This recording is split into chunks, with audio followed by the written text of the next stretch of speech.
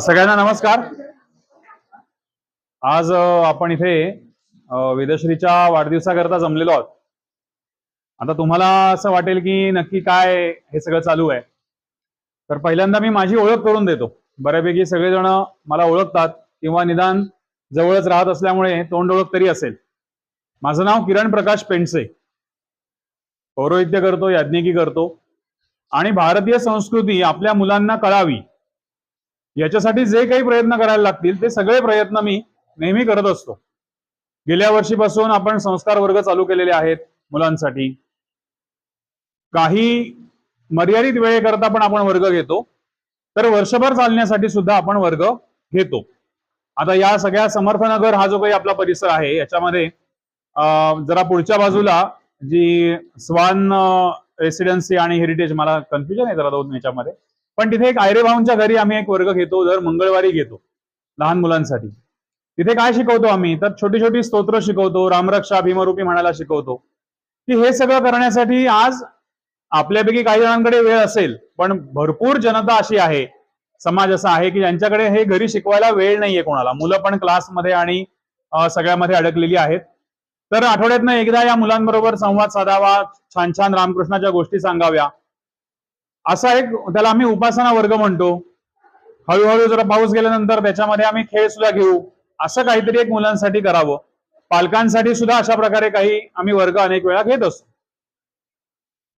या सगळ्यामधून एक महत्वाची गोष्ट पुढे आली, ती म्हणजे वाढदिवस आपण कसे साजरे करतो याविषयी थोडस काहीतरी लोकांपर्यंत पोहोचवावं। आपल्या ज्या चांगल्या परंपरा आहेत, आपल्या ऋषी काळापासून मागच्या सगळ्या आपल्या जुन्या वेदकालापासूनच्या ज्या परंपरा आहेत, वाढदिवस साजरा करणं हे काही आत्ता झालेलं गोष्ट नाहीये।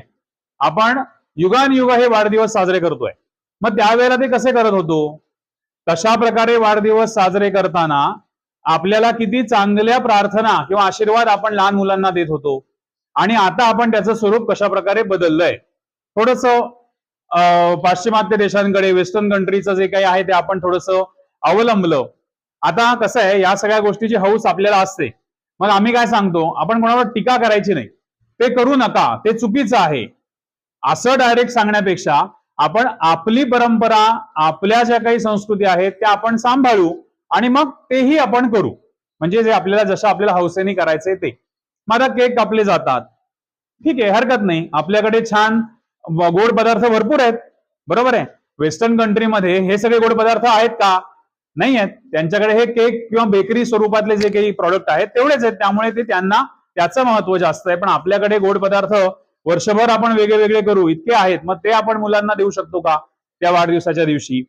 तर तोही एक प्रयत्न आपण करावा। त्याच्यानंतर सगळ्यात महत्वाची गोष्ट अशी की आपल्याकडे दिवा किंवा निरांजन ओवाळण्याची पद्धत आहे, बरोबर की नाही?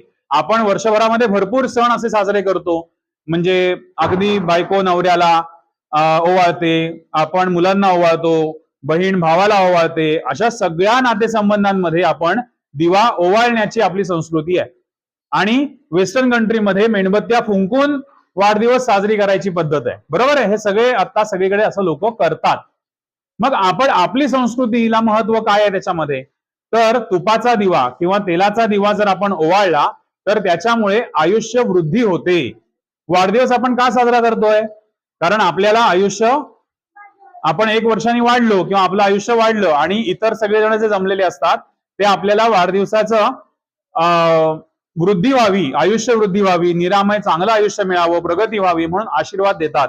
मग या वेळेला असे दिवे न फुंकता आपण छान दिवा लावून तो जर का ओवाळला तर त्याचं महत्व आपल्या संस्कृतीमध्ये सगळ्यात जास्त आहे। या सगळ्या उपक्रमाला आम्ही अभिष्ट चिंतन असं नाव दिलेलं आहे, की असं लोकांकडे जावं। म्हणजे या वर्गांमध्ये आम्ही सांगितलं, हे दादा येतात उपासना वर्गाला, त्यामुळे त्यांना हा विषय माहिती आहे, पण याचा प्रचार प्रसार करावा याच्यासाठी आम्ही कुठलंही शुल्क ठेवत नाही, काही ठेवत नाही।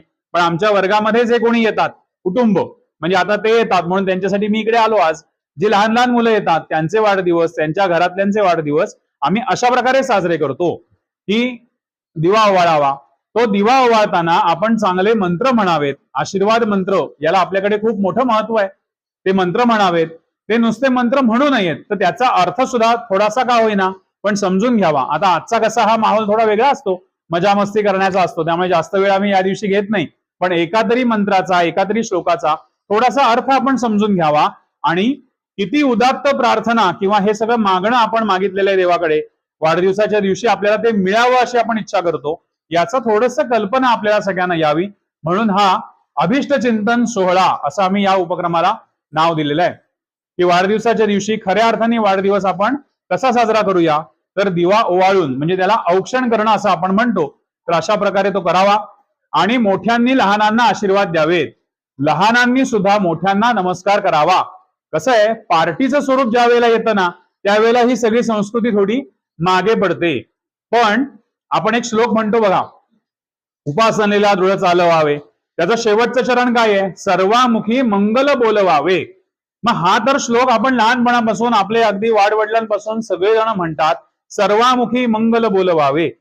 मग नको का आपल्याविषयी सगळ्यांनी मंगल बोलायला, बोलवावे सांगितलंय, नुसतं बोला सांगितलेलं नाहीये.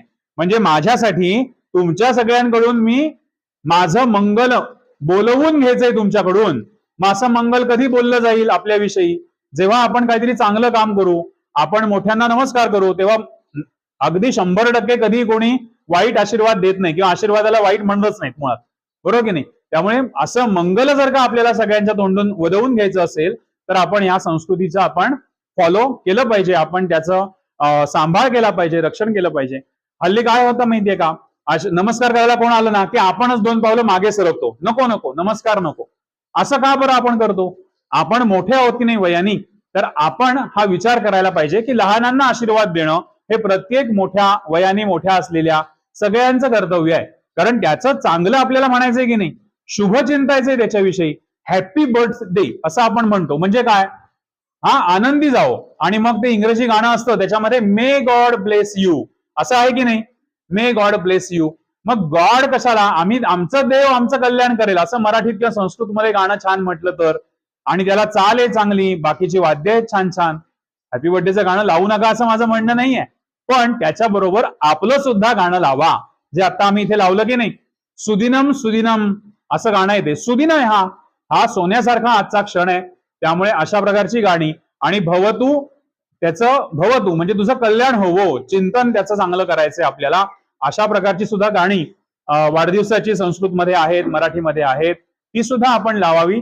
आणि आपल्या संस्कृतीचं रक्षण कशा प्रकारे करता येईल, आणि औक्षण करूनच आम्ही वाढदिवस साजरा करतो, ही खूप मोठी गोष्ट आपल्यासाठी आहे. बाहेर अशा गोष्टी होत नाहीत, आपण छान गावात राहतो म्हणून आपल्याला हे करणं शक्य आहे. त्यामुळे मोठ्यांचं हे सगळं कर्तव्य आहे, थोडंसं जबाबदारी आहे की आपल्या संस्कृतीची आपण रक्षण केलं पाहिजे, संवर्धन संरक्षण केलं पाहिजे. आणि आपण केलं की मग मुलं आपण आपल्या मागून येणारच आहेत, कारण सगळी मुलं अनुकरण प्रिय असतात, आपण जसं करतो तसं मुलं करतात. त्यामुळे आजचा वाढदिवस वेदश्रीचा आपण औक्षण करूया. महेंद्रस्य प्राप्तेर देव समागमे ऋषिविश्रूयमानस्य दत्तेर भवतु मंगलम्. आप्यायन्तु ममाङ्गानि वाङ् प्राणश्चक्षुः श्रोत्रमथो बलमिन्द्रियाणि च सर्वाणि सर्वं ब्रह्मोपनिषदं माह ब्रह्म निराकुर्याम् मा ब्रह्म निराकरोत्. अनिराकरणम् अस्तु अनिराकरणं मे अस्तु तदात्मानिं निरतेय उपनिषत्सु धर्मास्ते मयि सन्तु ते मयि सन्तु. सहना भवतु सहनौ भुनक्तु सह वीर्यं करवावहै तेजस्विनावधीतमस्तु मा विद्विषावहै. ओम शांति शांति शांति.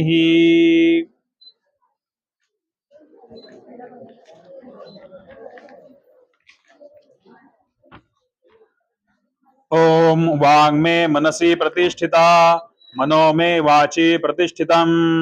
आविरावीर्म एधि वेदस्य म आणिस्य श्रुतं मे मा प्रहासिः. अनेनाधीते नहोरात्रान् सन्दधामि हृतं वदिष्यामि सत्यं वदिष्यामि तन्मामवतु तद्वक्तारमवतु अवतु मामवतु वक्तारमवतु वक्तारम्.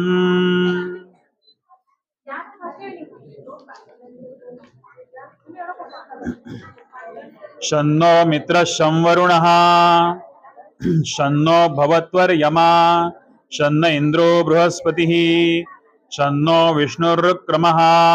नमो ब्रह्मणे नमस्ते वायो त्वमेव प्रत्यक्षं ब्रह्मासि त्वमेव प्रत्यक्षं ब्रह्म वदिष्यामि ऋतं वदिष्यामि सत्यं वदिष्यामि तन्मामवतु तद्वक्तारमवतु अवतु माम् अवतु वक्तारम्। ओम पूर्णमदः पूर्णमिदं पूर्णात् पूर्णमुदच्यते पूर्णस्य पूर्णमादाय पूर्णमेवावशिष्यते। ओम शांति शांति शांति।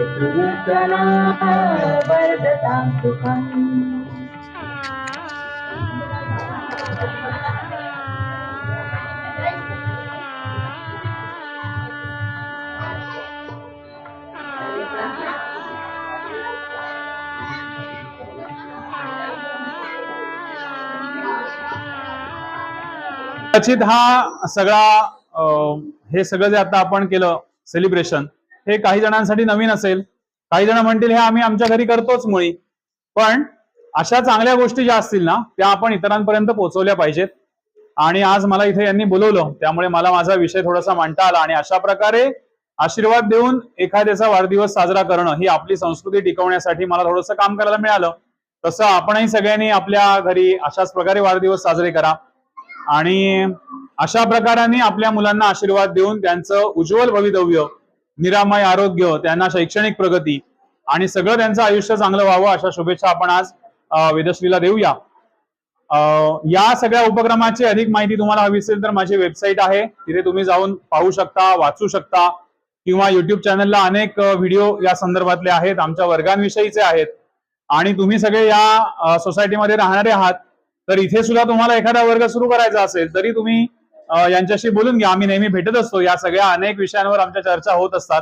तर तसा एखादा वर्ग इथेही मुलांसाठी आपण सुरू करूया आणि या भारतीय संस्कृतीची आपण जोपासना करण्यासाठी काहीतरी प्रयत्न करूया।